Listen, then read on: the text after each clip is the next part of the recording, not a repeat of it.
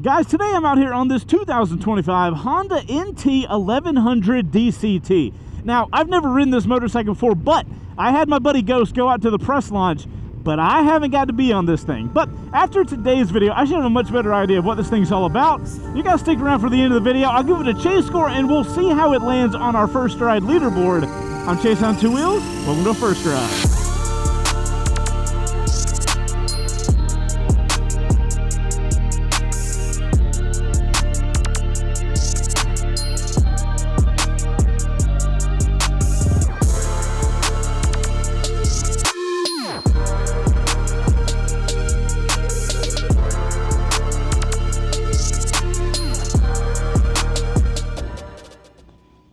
Cheat code, it's a parallel twin, so we know it's going to sound good.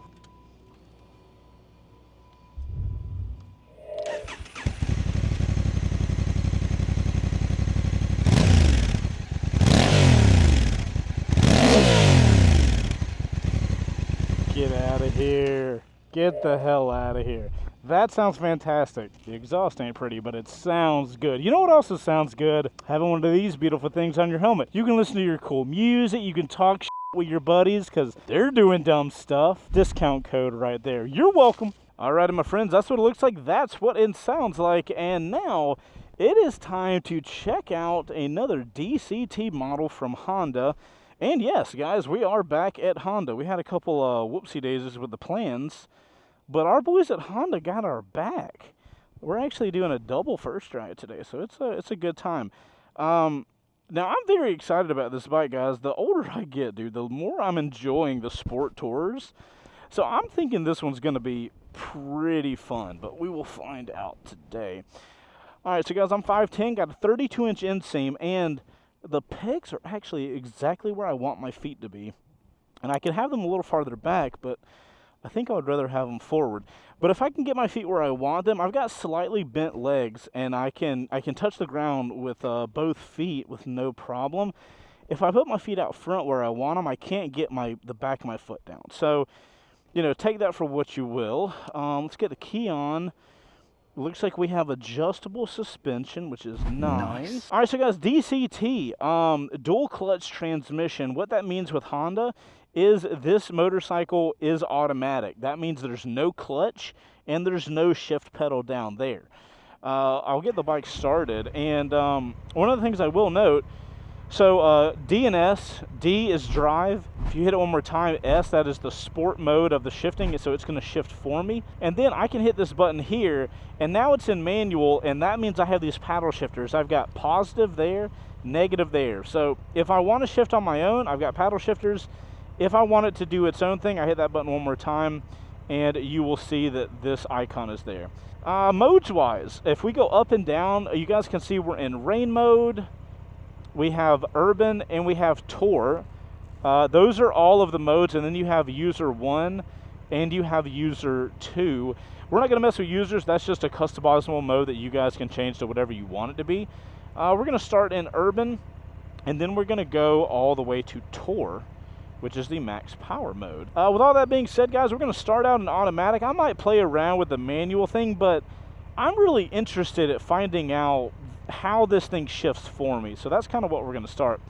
And with all that being said, I think we're going to get out of here on this little DCT. And by little, I do not mean little. Also, while we're at this red light, if you guys are wondering what this button is, that is a parking brake. Because right now, if I let off the front brake, you'll notice the bike can just roll backwards, and I'm still in first gear in drive. If I engage the parking brake, you'll see this little light here, and the bike will not go anywhere. So that's one of the features the DCT models have, because you can't really pop it into neutral and it not go anywhere. If you guys have a regular motorcycle, you know, you put it in neutral when it's on a hill and the bike won't roll away, so can't really do that with the old DCT. All right, guys, let's see what Honda's got in their middleweight sport touring. I say middleweight because we know Honda has their Gold Wing, which is like the industry standard for touring, but this one's on the sporty side. Why are we braking? Okay, cool, sick. Alrighty, guys, it's a first ride. Let's talk about the body position on the NT1100. First off, super comfortable, super wide seat. I'm absolutely loving that. For long distance riding, this seat would be phenomenal. Now, my legs are a a very mildly aggressive position. My feet are about under me, which I'd love this position, because if I'm going to ride for a while and I need to like lift up my weight, I can very easily like do a little squat on the pegs, and that can give me some relief on my butt if I was going to be riding all day. My upper half is slightly, just the tiniest bit leaned forward, and I've got relatively wide handlebars, and my arms, as you guys can see, are stretched out pretty far in front of me. Overall, between the body position and the adjustable windscreen that can come up to damn like right there, this thing is very freaking comfortable. I mean, obviously Honda designed it to be in that sport touring class. It's got to be sporty, but you need to be able to ride it all day and be comfortable. And as far as the body position, I think Honda absolutely nailed it. You know, I still got that enough ability to kind of lean up on the bike if I want to ride a little sportier, but I don't have to. I can stay super comfortable. So we're at our mode change red light, guys, so we're going to press down. We're going to go into urban mode. I can actually talk about the modes real quick because they're a little weird. You guys see P, E, B, and T. Power, engine braking, and traction control. So the more lights that are on means the more electronic intervention. So you guys saw we went to urban mode and we were on full lights on power. We're now one down. You might think that that's less power, but the most power you can get is only having one light on. Engine braking is the same. The least intervention is going to be 1 bar, and the least traction control will be 1 bar. So urban, all it necessarily did, you can see rain mode, everything's maxed out. And then on urban mode, all it's doing is giving us a little less intervention on engine braking and a little less intervention on power, which means a little more power. That's our main change for urban mode, and we'll see how the bike responds in this new mode. Yeah, you can definitely feel, especially off the line. What are we doing? All right, so guys, let's talk about what's powering this thing, and my Africa Twin fans out there will be familiar. This is the exact same engine that's in Honda's Africa Twin. It's a 1084cc parallel twin, so you guys know I'm a happy boy today. Power-wise, we're looking at 101 horsepower, around 86 foot-pounds of torque. Now, this thing's going to come in at a weight of 547 pounds. It does seem a little heavy, and I'm interested to see how it feels riding it around, because as of right now it doesn't really feel like 547 pounds. It feels way lighter than that. And then it has a 5.4 gallon gas tank. So that's our stats breakdown of the NT. So guys, let's talk about city performance with the NT. And obviously this is where having DCT is going to be really nice, because DCT is going to handle all the shifting for you guys. You probably have noticed I haven't been doing any shifting, and currently we're in 6th gear. One of the things I will note is that the DCT at lower speeds does feel a bit clunky. It kind of very quickly gets you up in the gears, and you can feel it lug around when it shifts. I will say it's a very nice feature to have. I love that DCT is an option on the market, but if you are a rider that is used to using a clutch, the thing I'm not sold on my end about DCT for riders that know how to use their traditional motorcycle is you are losing a bit of the finesse with the clutch that as a rider you kind of really like. So that is one of the downfalls of city riding on the DCT model here. And this is the only model we get in the US is DCT, so this is all you can get. Generally though, the DCT does a good job, and I feel like it does a better job when you're giving it more throttle. I don't know what cars are doing, man. They're just hard braking and not going anywhere. So yeah, as you guys could see, the DCT took a while to get me shifted down and get me back into the power. So that's just kind of what happens with DCT. I'm actually going to put it in sport mode. Okay, sport mode gets me shifted down and gets me in the power a lot faster. Now, it's not as fast as I could do on my own, but I think if I was riding this motorcycle, if I owned it, I would keep it in the sport setting, just so we could be a little more accurate with where I want to be when I'm giving it hard throttle. You never know when you got to jump out of a situation on the road. So that's the only thing I would keep mind of. I wonder what happens if I shift down. Oh, so even though I'm in automatic mode, I still have power on the shifters. So if I could see, you know, motorcyclists, we have foresight. We know what's about to happen. If I saw something about to go down, I could actually preeminently shift the bike into a lower gear. So that's really nice. I like that a lot. You do not have to be in the manual mode to make that happen. That's really good, actually. One of the things that is nice about the NT1100 in the city, though, I feel like I'm sitting more in the motorcycle, like low down. I just feel like it has like a lower seat height or something. And that allows me to, I feel like I have a better handling on the motorcycle. I feel like this car wants to go right. Are we going? We're gonna go. Oh, that sport mode let that thing rev out, dude. That's awesome. Okay, I'm here for the sport mode, absolutely. The sport shift mode, specifically, is what I'm talking about, not the power mode. Wow, did you guys see that, though? It revved all the way to like 6,000 or 8,000, which is high on this motorcycle. That's really interesting. So, yeah, I'm sitting lower in the motorcycle, and I feel like that makes me feel more maneuverable here on the street.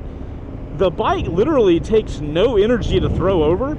It takes a little bit to get going in the turn, but like to initiate that direction change is literally nothing. And I guess that's the body position I'm in with the wider handlebars. I just feel like I have very easy control to make this thing do whatever I want it to do, and that's super nice for the city. The lower seat height's also nice to get my feet on the ground when I'm coming to a red light. The only negative I have with that is, similar to, I believe it's the MT09, there is a piece of the engine that sticks out on the right side, and it sticks out exactly where my leg wants to be, so my leg has to sit out farther. The pegs do the exact same thing on this bike. Right where I want my legs to go, that's where the pegs are. So I don't love that when I'm coming to a stop and putting my feet down, but I like how low I am to the ground. It's a very, easy transition to get my feet down. Dude, I'm really impressed with this sport shifting mode. That changed so much for me. All right, guys, we got the highway coming up, so I'm going to shift down into touring, brake, or throttle off. It looks like we've got traction control in max. We've got engine braking with 2 and power 1, so that means we have the strongest power for our 40 to 80 pull. I want to see if I can get the traction control down. Hold on, guys. I'm going to see if I can get into the... I haven't messed with... Oh, green light. There's no way I can. I was going to say, I'm going to try to get the traction control all the way down to see if I can... Maybe that'll help us go a little faster. I don't know what these cars are doing, man. Like, the cars are just going in front of them and they're not going. Either way, we're going to piss some people off today with the 40 to 80. All right, guys. Let's find out how fast this thing will go from 40 miles an hour to 80 miles an hour. And hopefully nobody gets mad at us. All right. We are in touring mode. We have the most power. I'm doing this in DCT Sport because I want this thing to do the job. I don't want to do it for it. So, on your mark. We're going to wait for that emergency lane to get set and go. Took a minute to shift down.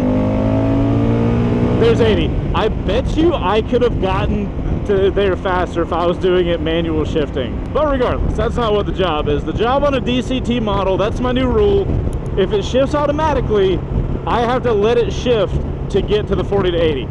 So we're here on the highway. What was the time? Smack. I got too quick into it. That's the time.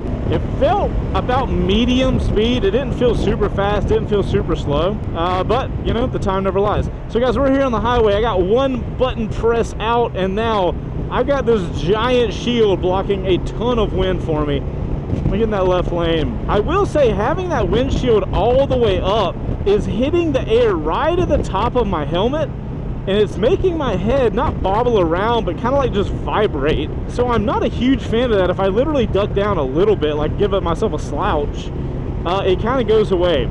So I'm not sure if that's this AGV K6S or if that's the shield, so keep that in mind. Now, we do have cruise control. We have cruise control there, so I can do it with this hand, and I can hit set. Cruise control is set. Looking good. Bike is super planted, feeling great. Can I rotate forward to disengage? I can. Love that. 1 second. When I engage cruise control, okay, I get lights down here.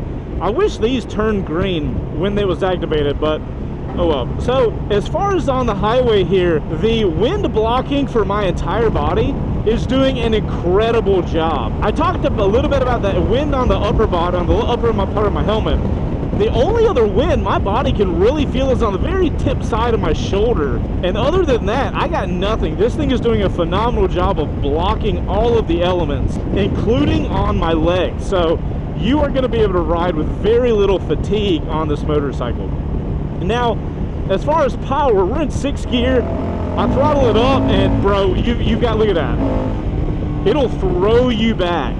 Still on the highway. I would recommend sport mode here on the highway though. We'll shift up. No, all the way at 6. There we go. So we also have Apple CarPlay. Didn't get to really talk about that, but it is a thing. You have to plug it in. It's not wireless. Finally, comfort-wise, for the vibrations on this thing, the rubber pegs are doing a phenomenal job. I can feel a little bit of vibration in the foot pegs. Nothing crazy. It's still very comfortable. And then I've got a little vibration in the handlebars, but overall, absolutely nothing I would complain about. This thing is eating the highway up.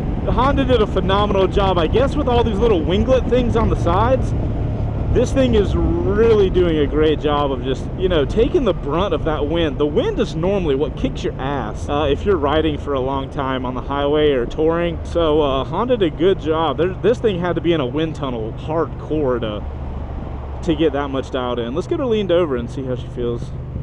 It is sport touring. Honestly, it has no business feeling that planted leaned over. I could take this turn so much faster. Holy crap. So we do have an adjustable suspension up front. I'm not sure if the rear is adjustable, but you know, coming into this turn, leaning the bike over, slamming on brakes to not run into the Honda Pilot, that would be Honda and Honda aggression. We can't have that here on the channel. But the bike is very happy to lean over, even going at more sporty speeds. Damn, that engine braking is not messing around. I guess that's part of the sport shifting. It just lets you decel on engine brake, and I like that a lot. It's funny, the sport DCT mode rides way closer to how I want to ride the motorcycle. That's actually pretty cool. Man, you can actually feel the power of this bike when you've got it in that mode. That's sick. All right, guys, so yeah, overall, power's great. I love that punchy parallel twin. You're really not gonna appreciate how much power this bike has unless you either put it in full manual mode or you put it in the sport transmission mode on the touring setting and give it a handful of throttle. You kind of have to overtell the bike what you want to do. Like if I was in manual mode, I would not have to throttle up as much, but I almost throttle up more to let that DCT mode know. It's like, hey man, look, I want to throttle up, and it's like, oh, I need to get in, I need to get my stuff together. But the power is definitely there. It has got a very fun amount of power. Feels really good leaned over. I'm kind of surprised. I don't know how it would feel in extreme circumstances, like taking it to the mountains or something like that. But so far, I'm really curious about what that truck's gonna do. Cool. That's a choice he made. Man, today's one of these off days, guys. I'm keeping my eyes peeled. So if this first ride is lackluster at all, it's because too many things have happened on the road today. And you guys know when you're out riding and a few people cut you off and just a few weird things happen, your motorcycle spidey sense just goes through the roof, and so much of your energy gets dedicated to that. So anyway, that's what's going on. Obviously, we have no clutch to talk about, but I will talk about the buttons. The paddle shifters I do like, and they respond in the DCT very quickly. So if I hit that button, this bike instantly shifts down. I honestly feel like there's almost a better feeling when you're manually shifting as opposed to letting the DCT do its job. The DCT is a little sluggish to do it, whereas when you're manually doing it, it's a lot more responsive, and I like that a lot. So I think if I were to buy this motorcycle, I would almost exclusively either ride it manually, and if it wasn't in manual, it would be in the sport shifting setting. That gets the bike as close to a, you know, old school regular motorcycle as you can. So if you're coming from a regular motorcycle, I feel like you guys might kind of chill in those modes. Interesting. So that actually did a really good job.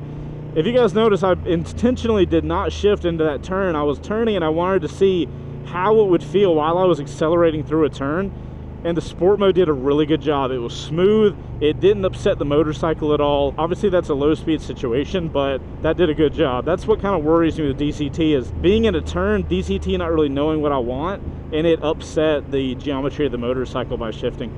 Regardless, guys, let's talk about the controls up here. We got a lot of stuff to talk about. So this is not the more updated Honda controls that we will see on the CB750 Hornet and the CB1000. We've got a really big cluster over here and a lot of stuff going on over here. I'm gonna work through as fast as I possibly can. So You've got all of your menu buttons over here. You've got your controls, horn, your shifting up and or your paddle shifters up and down, your hazard not hazard but blinkers. You also have a favorite button, so you can schedule or you can like set something up to be your favorite and it'll be used by that button. You do have your hazards over here, sick. And you do have your blinkers. I've noticed that I've had a little bit of a hard time getting to the blinkers because there's so many buttons, and the blinker is right there in the middle. So the blinker's been a little hard to get to. Here on the right side, we've got our cruise control set, our cruise control resume, you know, our transmission stuff. We have a function button and we have the start switch. So that function button will bring up either heated grips or your volume. So you can actually change your volume over your phone if you have it connected. And when you hit that function button, you have a function toggle here that will up or lower the function, you know, setting that you're bringing up. I literally hit downshift and I was like, wait, why did it downshift? That was random. Overall, we didn't really talk about brakes yet. Let me get the road straightened out and I'll give it some brake and we'll see how she feels. Oh, perfect opportunity.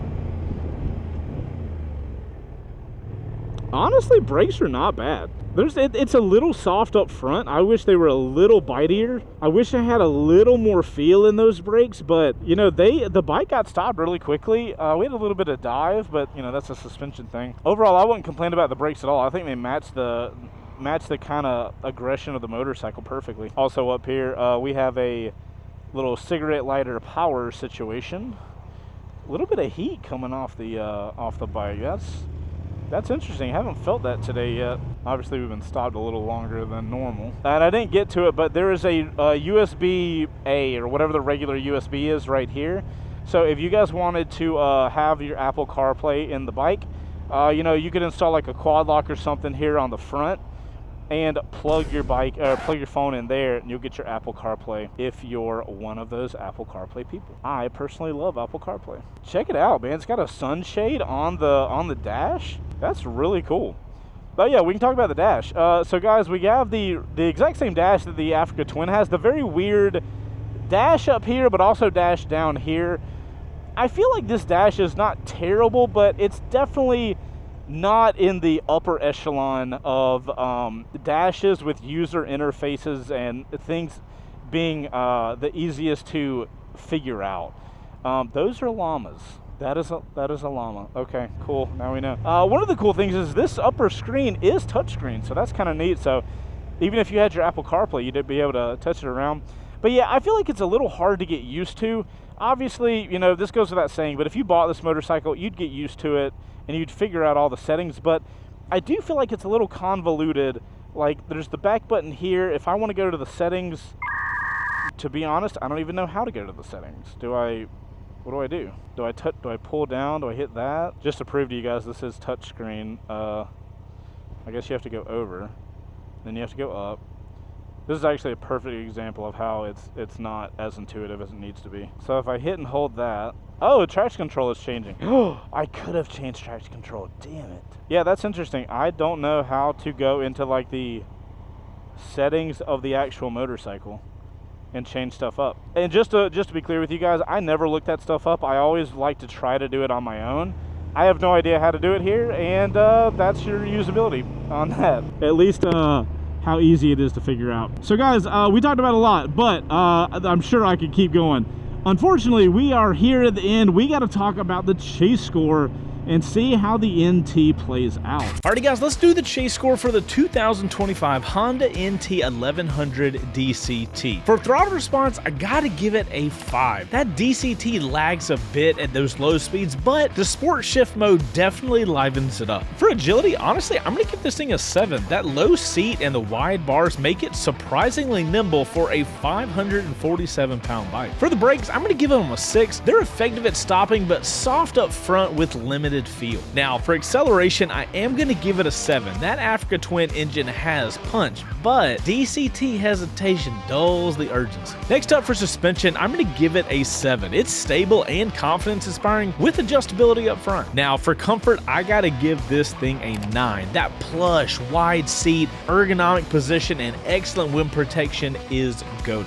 Now for tech, I gotta give this thing a 6. Cruise control, Apple CarPlay, and that TFT touchscreen are great, but that clunky UI does hurt it a little bit. Now for ease of use, I'm gonna give this thing a 6. The DCT definitely reduces the workload, though that switchgear crowding and the low speed quirks just kind of get in the way. Then we got versatility. I'm gonna give this thing an 8. It handles the city, the highway, and touring well, and if it had painted ears, it would boost the practicality. Now for fun for the money, I'm gonna give this thing an 8. It's got a strong value in that $11,900 range, though extras do add to the cost. And guys, that's gonna give a total ride score of 32, a total usability score of 37, for a final chase score of 69. Guys, for the rest of this video, I will be doing it with the windshield all the way down. It is a little warm today, and your boy needs some air.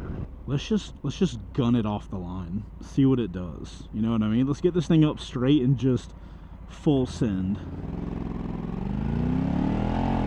Oh, that's a cop. We are not gonna full send. But as you can tell, that sport mode kept us in that lower gear, giving us that fun torque out of going nowhere. All right, guys, that's the chase score on the NT1100. You guys, of course, let me know if you agree or disagree with me in the comments down below, especially if you own one of these and you have more time on it than me having my little 2 hours on it. All right, so guys, where I'm at with the NT, I think Honda's done a really good job with bringing this bike here. I know a lot of people were looking into the Africa Twin, but they really didn't want to go off-road. They wanted to do road touring, and there's no reason to be that high up off the ground if you're not going to do touring. This makes so much more sense and still takes advantage of that fantastic engine that they have. The parallel twin that Honda has in the Africa Twin and now this, it is so nice. That punchy, fun power that with 1084 cc's, bro, you still got that punchy power going highway speeds. I think this is a beautiful engine to put in this style package, and if you're looking at doing serious touring, this thing is really competitively priced. MSRP, I believe, is $8,899, and you are getting a lot of stuff for 12 grand. Now, it doesn't come with the painted ears like I think a model does in Europe, but they are an accessory that you can purchase. If I was getting this motorcycle, I feel like I would definitely opt to get the extras, because that way you got storage you can actually use and go on a long tour. And this bike just has so many amazing characteristics that would make it a great touring bike. Obviously, super easy to ride around with the DCT. No worry about transmission if you have any issues with your left hand in camp.